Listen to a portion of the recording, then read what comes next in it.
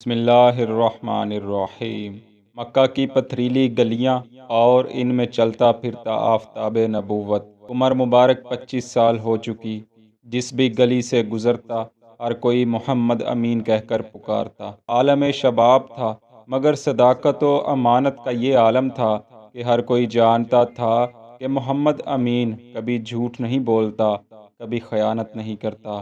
یہی وجہ تھی کہ ہر کوئی پیارے آقا رسول محترم حضرت محمد صلی اللہ علیہ وسلم سے کاروباری لین دین میں آنکھیں بند کر کے اعتماد کر لیتا۔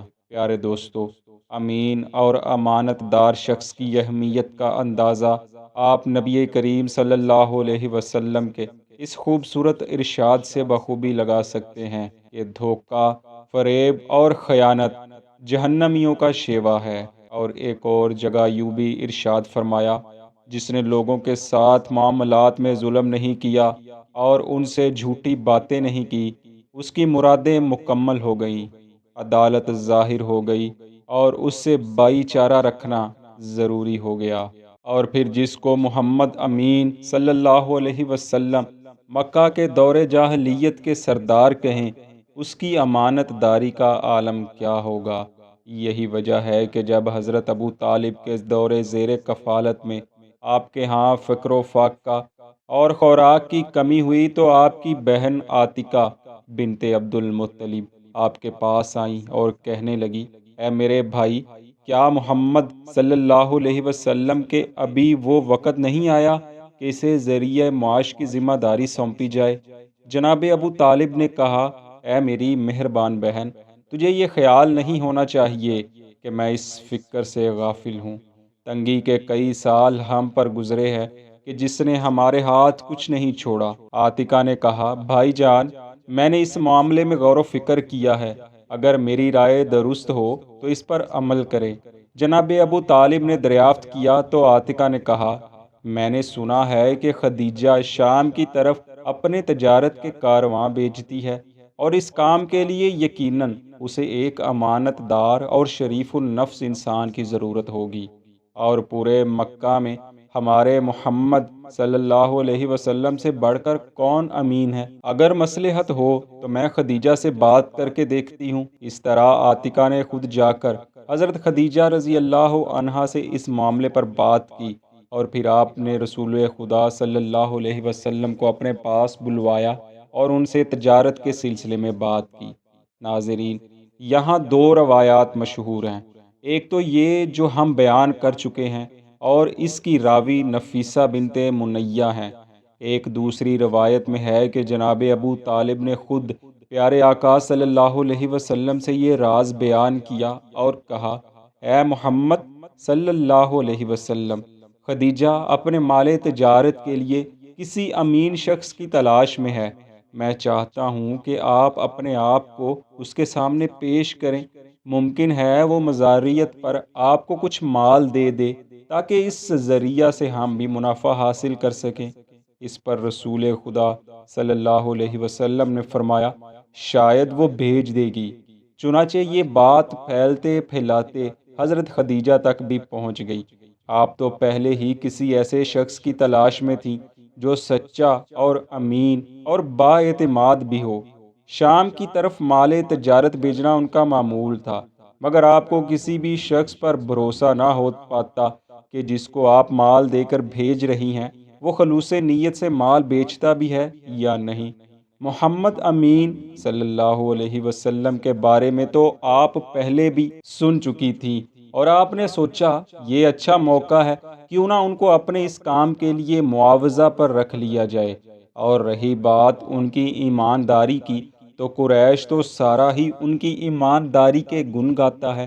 چنانچہ آپ نے فوراً ہی ایک شخص کو آپ صلی اللہ علیہ وسلم کی طرف روانہ کیا اور عرض کیا، میں نے سنا ہے آپ کو تجارت کی طرف رغبت ہے، میں آپ کی سچائی، عمدہ کردار، اعلیٰ امانت اور کمال دیانت کی وجہ سے دوسروں سے 2 گنا معاوضہ آپ کو دوں گی، تاکہ آپ اس سامان کے ساتھ شرائط تجارت بجا لائیں، اور جو نفع اس سے حاصل ہو تو اس میں اپنے آپ کو برابر کا شریک سمجھو۔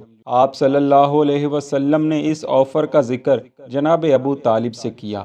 جس پر حضرت ابو طالب نے کہا، یہ رزق ہے جسے اللہ تعالیٰ نے آپ کو عطا فرمایا ہے۔ ایک الگ روایت یوں بھی ہے کہ عاتکہ نے حضرت ابو طالب سے اجرت اور تجارت کے لیے کہا، جس پر حضرت ابو طالب رو دیے اور کہا، اے عاتکہ، ہمارے خاندان میں سے کسی نے مزدوری نہیں کی، اور اپنے خاندان میں سے میں کسی شخص کے لیے روادار نہیں، اور خصوصاً محمد صلی اللہ علیہ وسلم کے لیے تو بالکل بھی نہیں۔ اس کے چہرے سے تو دولت و اقبال کے آثار نمایاں نظر آتے ہیں، مگر ہو سکتا ہے یہی ہمارے فکر و فاقہ کی کیفیت دور کرنے کا باعث ہو۔ تم جا کر خدیجہ سے مشورہ کرو، دیکھیں اس کی کیا رائے ہے۔ حضرت خدیجہ رضی اللہ تعالی عنہا تو ملکہ عرب تھی، حسن و جمال، لطف و کمال اور کثرت ملک و مال میں بے نظیر تھی۔ اپنے پہلے خاوند کی وفات کے بعد آپ عبادت الہی اور توریت اور دوسری آسمانی کتابوں کا مطالعہ کرتی رہتی تھی۔ روایات میں ہے کہ انہی دنوں انہوں نے ایک خواب دیکھا کہ ایک چاند آسمان سے اتر کر ان کی آغوش میں آ گیا ہے، جس کی روشنی ان کی بغلوں سے نکل رہی ہے، اور اس روشنی سے دنیا روشن ہو گئی ہے۔ آپ نے ایک راہب سے اس کی تعبیر پوچھی تو اس نے کہا، پیغمبر آخر الزماں پیدا ہو چکے ہیں، یہ انہی کی روشنی ہے جس سے آپ کو فائدہ ہوگا، اور وہ قریشی بنی ہاشم میں سے تیرے اقارب میں سے ہوگا۔ انہی دنوں عاتکہ بھی سیدہ خدیجہ سے سفر کی بات کرنے کے لیے آئیں۔ حضرت خدیجہ نے عاتکہ کی خوب ضیافت فرمائی اور پوچھا، اے عاتکہ، بتاؤ تشریف آوری کا مقصد کیا ہے؟ عاتکہ نے کہا، آپ نے یقیناً سن رکھا ہوگا، میرے بھائی عبداللہ کا ایک فرزند محمد صلی اللہ علیہ وسلم ہے۔ میرے والد اپنی زندگی میں اس کی تربیت اور پرورش کیا کرتے تھے۔ محمد صلی اللہ علیہ وسلم اب جوان ہو چکے ہیں، ہم چاہتے ہیں کہ اس کی شادی کا کوئی سلسلہ ہو جائے، مگر فقر و فاقہ کی وجہ سے ایسا بظاہر ممکن نظر نہیں آتا۔ سنا ہے کہ آپ کا ایک کاروان تجارت روانہ ہونے کو ہے، اگر آپ مناسب خیال کریں تو اس کی ذمہ داری محمد صلی اللہ علیہ وسلم کے سپرد کر دیں، یا کوئی اور کام ہی اس کے سپرد کر دیں۔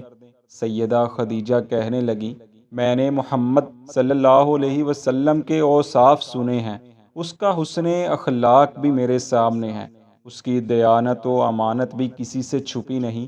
میں جو کسی دوسرے شخص کو معاوضہ دیتی ہوں، اس سے 2 گنا محمد صلی اللہ علیہ وسلم کو دوں گی، مگر ایک بات یاد رکھیں، کاروان کی نگرانی اور لٹیروں سے اموال کی حفاظت بڑا مشکل اور دشوار کام ہے۔